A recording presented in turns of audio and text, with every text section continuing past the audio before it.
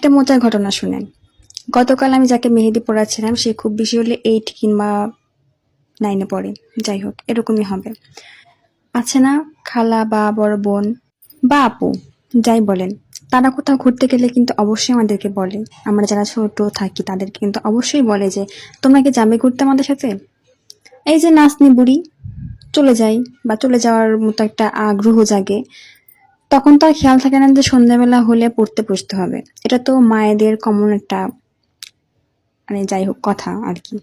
তো যাকে মেহেদি পড়াচ্ছিলাম তার ক্ষেত্রেও সেম, তাই ক্লাস 8-এ। আর যারা বড় তাদের সাথে তো আর তার তুলনা করলে হয় না, তারও পড়াশোনা আছে, তাদেরকে পড়াশোনা করে ওই অবধি যেতে হবে। তো ও আসছে বিকেল 5টায়, আর মেহেদি পড়তে পড়তে রাত 10টা বেজে যায়, অনেকটাই সময়। তো ওর বাড়ি থেকে যখন ফোন আসে যে এখনো বাসায় আসেনি, তো ওই বাসায় আসেনি কথাটা শুনেই, মানে বাসার থেকে যে ফোনটা দিছে এইটা শুনে ওর হাত পা কাঁপাকাঁপি শুরু হয়ে গেছে। তো মেহেদি দিচ্ছিলাম এই সময়, তো মানে ও অনেক নড়াচড়া এমনিতেই শুরু থেকে করতেছে, তারপর যখন শুনে যে বাসা থেকে ফোন দিছে ওর আরো ভয় কাজ করে। আর বড়দের সাথে কোথাও গেলে এইটা দেরি হবেই, এটা স্বাভাবিক। স্বাভাবিক বলতে এটা হয়, এরকম সময় আমিও পার করছি। সো আমি জানি যে বড়দের সাথে কোথাও গেলে কেমনটা দেরি হয়। তো আমিও এরকম বোকা খাইছি।